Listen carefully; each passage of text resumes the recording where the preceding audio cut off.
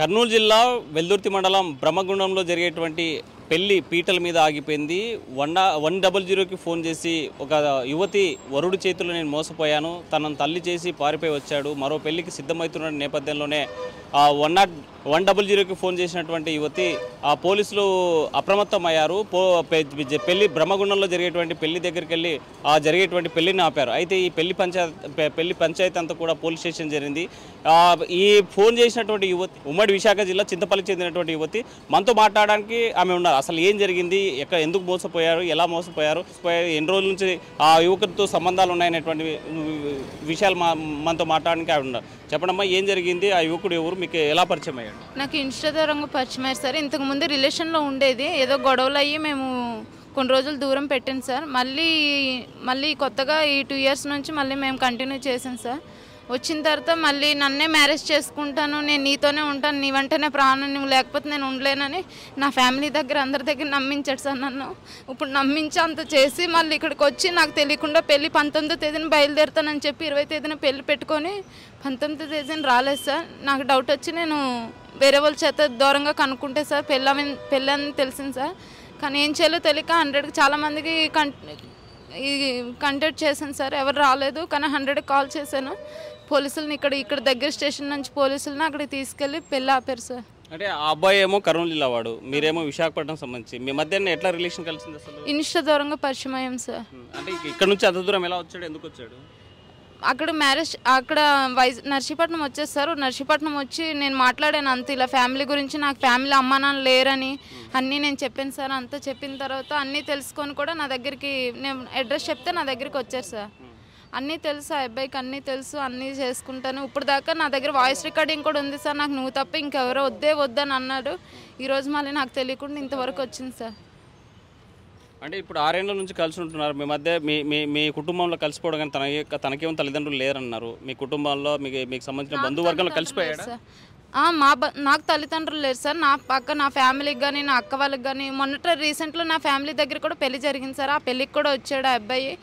అన్ని ప్రూఫ్స్ అన్నీ నా దగ్గర ఉన్నాయి సార్. ఆ అబ్బాయి నాకు సంబంధమే లేదు, నువ్వెవరో తెలియదు అని అంటున్నారు సార్. ఇప్పుడు స్టేషన్ దగ్గర కూడా మేము కంప్లైంట్ ఇచ్చాము, అంతా అయింది. మళ్ళీ నర్సీపట్నం వెళ్ళి వైజాగ్ వెళ్ళి కంప్లైంట్ ఇవ్వమన్నారు సార్. అక్కడికి వెళ్ళి మేము సార్తో మాట్లాడాక అక్కడ ఏం జరుగుతుందో చూసి అప్పుడు మళ్ళీ కంటిన్యూ చేయాలి సార్. అంటే మీకేమో ఇన్స్టాలో పరిచయం అయ్యాడు అంటున్నారు. 6 ఏళ్ల పాటు అక్కడే ఏం చేసేవాడు? ఎక్కడ జాబ్ చేసేవాడు సార్. ఇంతకుముందు ఆర్మీలోని ట్రైనింగ్కి వెళ్ళారు సార్. అప్పుడు పరిచయం. మళ్ళీ ఇప్పుడు వేరే జాబు 2 years అవుతుంది సార్ ఆ జాబ్ వచ్చి.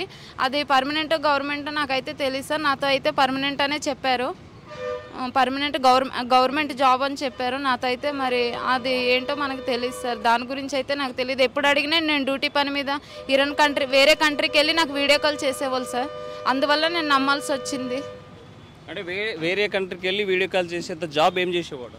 సిప్లో చేసేవాళ్ళు సార్. సిప్లో ఆ అబ్బాయి సిప్లో చేశానని సిప్లో మొత్తం అన్నీ పెట్టేవాళ్ళు సార్. ఇప్పుడు కొన్ని ఐడి కార్డులు కూడా నాకు చూపించారు సార్. నేను అప్పటికే అడిగాను, నువ్వు ఏం చేయాలనుకుంటున్నావు నా విషయంలో అంటే, నాకు కొంచెం టైం ఇవ్వమ్మా, నేను నిన్ను పెళ్లి చేసుకుంటాను, అంతవరకు మనం ఇలా కలిసి ఉందామని అన్నారు సార్. ఇప్పుడేమో మళ్ళీ తారుమారు చేసి నాకు సంబంధమే లేదు, ఆ అమ్మాయికి నాకు అసలు సంబంధమే లేదని అంటున్నారు సార్. అంటే మీరు 6 ఏళ్ళ నుంచి రిలేషన్లో ఉంటున్నారు, మీ బంధువర్గంలో ఎవరు ఎందుకు పెళ్లి చేసుకోలేదు, మీరు ఎప్పుడు ప్రశ్నించలేదా? ప్రశ్నించారు సార్. అంటే నేను అడిగాను కూడా ఆ అబ్బాయిని, చేసుకుందామని చెప్పారు. అదంతా నేను ఇప్పుడు చెప్పలేను సార్, వాయిస్ రికార్డింగ్లోనే ఉంటాయి, మీకు అవి ఇస్తాను సార్. అందులో మీరు అది నేను మ్యారేజ్ చేసుకుందాం అనేసరికి ఏదో ఒకటి చెప్పి తప్పించుకునేవాడు సార్. అంటే నేను స్పష్టంగా అడుగుతున్నది ఏంటంటే, మీ బంధువర్గంలో ఇప్పుడు మీ అక్కలు కానీ, లేకపోతే మీ బావ వాళ్ళు కానీ, మీ సంబంధించిన రిలేషన్స్ కానీ, మీరిద్దరు కలిసి ఉంటున్నారు, ఇది తప్పు అని వాళ్ళు ఎప్పుడు చెప్పలేదు? ప్రశ్నించారు సార్. ఆ అబ్బాయికి కూడా అడిగారు, ఆ అబ్బాయి కూడా ఒప్పుకున్నాడు, మేము చేసుకుంటాము, కొంచెం ఆ అమ్మాయికి ఇల్లంతా సెటిల్మెంట్ చేసిన తర్వాత నేను పెళ్లి చేసుకుంటానని చెప్పాడు సార్. అంటే ప్రధాన మీరు చెప్పండి, ఇంకో సైడు ఎప్పుడైనా తను ఇక్కడ వాళ్ళ అమ్మ దగ్గర, వాళ్ళ నాన్న దగ్గర ఈ ఊరికి రావాలంటే ఎలా, ఎప్పుడైనా చెప్పి వచ్చేవాడా లేకపోతే చెప్పుకొని వచ్చేవాడా? నేను మా అమ్మాళ్ళ ఇంటికి వెళ్తానని చెప్పేవాడు, కానీ చెప్పేసి మళ్ళీ బొంబాయి వెళ్ళేవారు సార్. బొంబాయి వెళ్ళి అక్కడ 1 వారం అలా ఉండి అక్కడ వీడియో కాల్ చేసి మళ్ళీ ఇంటికి వెళ్తున్నాను, బొంబాయి ఎందుకు వెళ్ళావంటే నా హెడ్ ఆఫీస్కి వెళ్ళానని చెప్తుండేవాడు సార్. అంతే సార్, అంతకు మించి ఆ విషయం అయితే నాకు తెలిసింది అదే సార్. అంటే బొంబాయి వెళ్ళినట్టు మీకు వీడియో కాల్ లొకేషన్ కనిపించేదా? లొకేషన్ పెట్టేవాళ్ళు, వీడియో కాల్ నాకు చదువుకోవడం రాస్తాను, నేను 3వ తరగతి చదివాను. ఆ అబ్బాయి ఏది పెట్టినా నేను దానికి యాక్సెప్ట్ చేసేదాన్ని సార్. అంటే మీరు రిలేషన్లో ఉన్నానంటున్నారు, మరి అంత గతంలో సంబంధించి ఏమైనా మీకు పెళ్ళి ఏమైనా అయింది అట్లా? మాకు పెళ్ళి ఇంక లేదు సార్, మా రిలేషన్లోనే ఉన్నాము. నేను చెప్పేది ఇంతకుముందు ఎవరితోనే పెళ్ళి అయిందా మీకు? పెళ్ళి అయింది సార్, నాకు పెళ్ళి అయ్యి డైవర్స్ అంటే విడిపోయాం సార్. మేము గ్రాండ్గా పెళ్లి చేసుకోలేదు, పెళ్ళైన 6 నెలలకే మేము విడిపోయాం సార్ ఆ అబ్బాయితోని. అంటే విడిపోయిన తర్వాత ఇలా రిలేషన్లో ఉండడం తప్పు అనిపించలేదు ఎప్పుడు మీకు? నేను నా ఇష్ట ప్రకారంగా నేను ఎప్పుడు రాలేదు సార్. నేను ఆ అబ్బాయికి కూడా చెప్పాను నేను రిలేషన్లో ఉండని, ఇలా నాకు మ్యారేజ్ అయిందంటే ఆ అబ్బాయి దానికి యాక్సెప్ట్ చేశాడు సార్. నేను నీ రిలేషన్లో ఉంటే ఏంటి, ఏముంటే ఏంటి, నేను పెళ్లి చేసుకుంటానని చెప్పాను కదా, నేను ఉన్నప్పుడు నీకేంటి ప్రాబ్లము, నాకు కదా ప్రాబ్లం అవ్వాలి, నేనున్నప్పుడు నీకెందుకు ప్రాబ్లం అని చెప్పారు సార్. నేనైతే చెప్పాను. ఇప్పుడు మేము విడిపోయి 6 ఇయర్స్ 7 ఇయర్స్ అవుతుంది సార్. పెళ్ళైన 6 నెలలకే విడిపోయి ఇప్పుడు మా హస్బెండ్తో విడిపోయి 7 ఇయర్స్ అవుతుంది సార్. ఆయన ఉన్నారా ప్రస్తుతం? ఉన్నారు సార్, ఎక్కడ ఉంటున్నారో నాకు తెలియదు సార్. వాళ్ళతో నేను కాంటాక్ట్లో లేదు, వాళ్ళకి నాకు సంబంధం లేదు సార్. ఆ అబ్బాయికి ఆల్రెడీ మ్యారేజ్ అయిపోయింది వేరే అమ్మాయి, నేనున్నప్పుడే మ్యారేజ్ చేసుకున్నారు ఆ అబ్బాయి కూడా. అందువల్ల నేను ఆ అబ్బాయి జోలికి వెళ్ళలేదు సార్. మా అమ్మ అప్పటికి అమ్మ చావు బతుకుల్లో ఉంటే ఆ అమ్మ దగ్గరికి వెళ్ళిపోయింది సార్ ఆ అబ్బాయిని వదిలేసి. అంటే ఈ రిలేషన్స్లో ఎవరైనా మీకు సంతానం ఏమైనా కలిగిందా? ఈ రిలేషన్లో సంతానం ప్రెగ్నెన్సీ అది తీసేశారు సార్. పాప ప్రెగ్నెన్సీ అది రీసెంట్లో తీసేశారు సార్. అది జరిగిన తర్వాత మళ్ళీ పాపతో ఉన్నారు సార్ పాప. అంటే ఇతను పెళ్లి చేసుకుంటున్నాడు అన్న విషయం మీకు ఎలా తెలిసింది? నాకు నిన్న ఆ అబ్బాయి అమౌంట్ ఎవరి దగ్గర తీసుకొని తప్పించుకున్నారండి సార్. వాళ్ళు ఫోన్ చేసి నాకు బెదిరించారు. బెదిరించి అమ్మ నువ్వు మధు వాళ్ళ వైఫ్వేనా, మీ ఆయన నాకు అమౌంట్ తీసుకున్నారంటే ఏమన్నా నాకు అమౌంట్ విషయం అయితే నాకు తెలీదు, కానీ మధు అయితే ఇంట్లో ఉన్నారు, ఒకసారి వెళ్ళండి అన్న, ఏదో ఇది పుట్టెంటుకలు తీస్తున్నారంట అన్న, దానికోసం బిజీగా ఉన్నారు, మధు అయితే ఇంటికాడే ఉన్నారు, వెళ్ళండి అంటే వాళ్ళు నిన్న 19వ తేదీన ఇక్కడికి వచ్చారు సార్. వచ్చి ఆ అబ్బాయి, అందులో ఒక అబ్బాయి నాకు ఆ మధు వాళ్ళ ఫ్రెండ్, ఆ అబ్బాయి నాకు పరిచయం చెప్పి పోలీస్ స్టేషన్ ద్వారా నాకు ఫోన్ చేసి అమ్మ మీ ఆయనకి పుట్టెంటుకలేమి, మీ అక్కలు పుట్టెంటుకలేమి తీయట్లేదు, మీ ఆయనకి పెళ్లి జరుగుతుంది ఇక్కడ, కావాలంటే చూడని కార్డు పెట్టారు సార్. అది రియాక్ట్ అయ్యి నేను అదే మా ఊర్లో కంప్లైంట్ ఇచ్చి నేను రావడానికి ఇంత టైం పట్టింది సార్. వెడ్డింగ్ కార్డు ఆ అబ్బాయి అమౌంట్ తీసుకొని మోసం చేశాడని సార్ ఆ అబ్బాయి పెట్టాడు సార్. ఆ అబ్బాయి దేవురు? ఆ అబ్బాయి దేవురు నాకు తెలియదు సార్, నాకైతే కాంటాక్ట్లో ఉండేరు. అది ఆ అబ్బాయి దేవురు నాకు తెలియదు సార్. ఇక్కడ పోలీసులు ఏమన్నారు?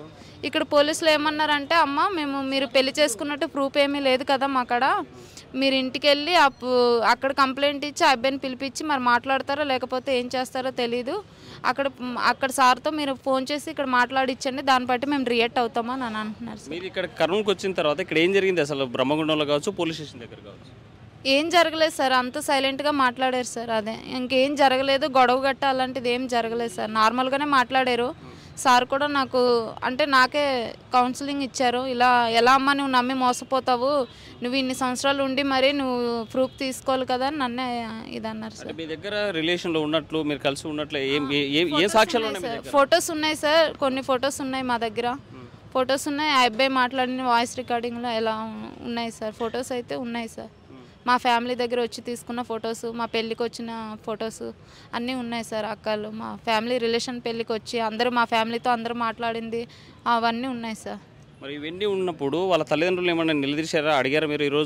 ఈరోజు అడిగాను సార్, అడిగితే మాకు సంబంధమే లేదు, మా ఆడికి మేము చచ్చిపోయామని అనుకున్న 400 మంది దగ్గర నా పరువు తీసాడమ్మా, మేమంటే చచ్చిపోయామని అనుకున్నాము, ఆ అబ్బాయికి మాకు ఏ సంబంధం లేదు, నువ్వేం చేసుకుంటావు చేసుకోని అని అంటున్నారు సార్. మీరు 6 ఏళ్ళు కలిసి ఉన్న సమయంలో ఎప్పుడైనా సరే ఈ ఊరికి వెళ్దామని మిమ్మల్ని తీసుకురావడం ఏమైనా జరిగిందా కర్నూలు జిల్లాకి? సార్ 6 సంవత్సరాలు కలిసి ఉండడం అంటే ఆ అబ్బాయి వేరే దగ్గర ఉండిపోయాడు సార్, నా దగ్గరికి అసలు రాలేదు, మళ్ళీ 2 ఇయర్స్ నుంచి రావడం మొదలెట్టాడు సార్. అది సార్. అంటే ఈ 2 ఇయర్స్ మధ్యన ఎందుకు వదిలేసిపోయాడు? ఎందుకు వదిలేసి వెళ్ళాడో నాకు తెలియదు సార్, కారణం అయితే తెలీదు. కనీసం ఫోన్ కానీ కాంటాక్ట్స్ అన్నీ పోయినాయి సార్. నా ఫోన్ ఇంకోటి ఉండేది, అది పగిలిపోయింది.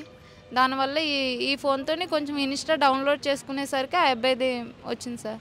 వచ్చిన తర్వాత యాక్సెప్ట్ చేశారు. 5 నెలల తర్వాత నేను యాక్సెప్ట్ చేశాను, అంతవరకు నేను కూడా యాక్సెప్ట్ చేయలేదు సార్. 2 ఇయర్స్ నుంచి 5 నెలల తర్వాత నేను యాక్సెప్ట్ చేశాను. అప్పటికి నాకు ఇక్కడ మెడలో ఆపరేషన్ అది జరిగింది.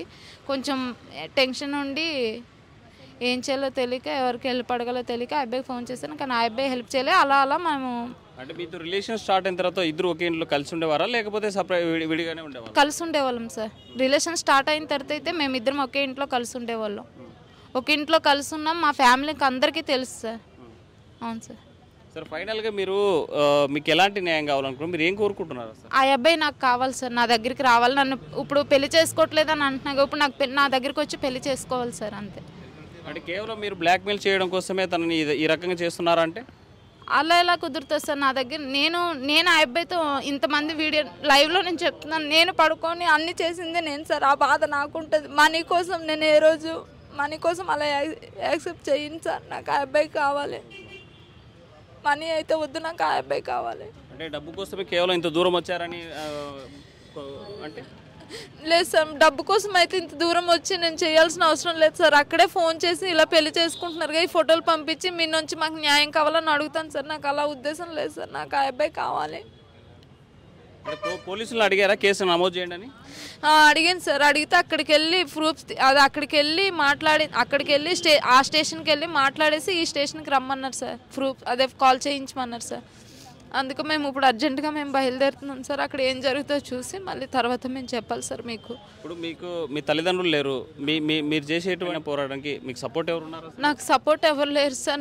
నాకు తల్లిదండ్రులు ఉన్నారు, నా తల్లిదండ్రులు లేరు. నా పెద్దనాన్నలు పెద్దమ్మలు ఉన్నారు, వాళ్ళు కూడా నా భూమి అది లాగేసుకొని నాకు ఏ హెల్ప్ చేయట్లేదు సార్. వాళ్ళు అంతే నాకు విపరీతమైన టార్చర్ పెడుతున్నారు సార్. ఆల్రెడీ వాళ్ళ మీద నేను కంప్లైంట్ కూడా ఇచ్చాను సార్. కావాలంటే మీరు వెళ్ళి చూసుకోండి సార్.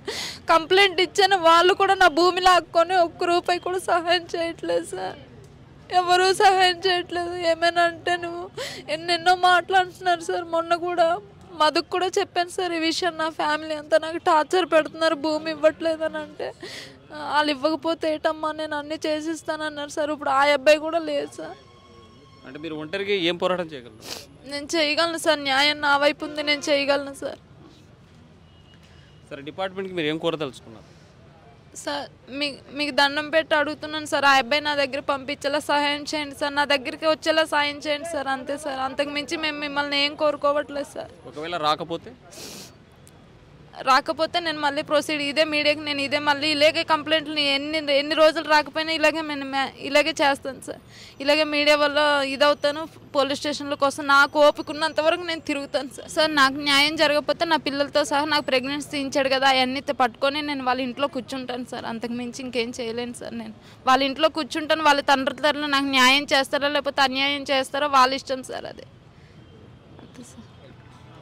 ఇన్స్టాగ్రామ్లో పరిచయమైనటువంటి యువకుడు తనను ప్రేమించాను, తనతో కలిసి ఉంటాను, తనతో సహజీవనం చేస్తాను, నీకు పెళ్ళైనప్పటికీ కూడా నేను నీతో ఉండడానికి సిద్ధపడ్డానని మోసం చేసి 6 ఏళ్ల పాటు కలిసి ఉండి మరో యువతికి పెళ్లి చేసుకోవడానికి సిద్ధమైన నేపథ్యంలో ఆ అమ్మాయి అలర్ట్ అయింది. ఆ స్థానికంగా పోలీసులకి 100 ద్వారా ఫిర్యాదు చేసింది. పోలీసులు అప్రమత్తమయ్యారు. పెళ్లి పీటలపైన జరిగేటువంటి పెళ్లి ఆగిపోయింది.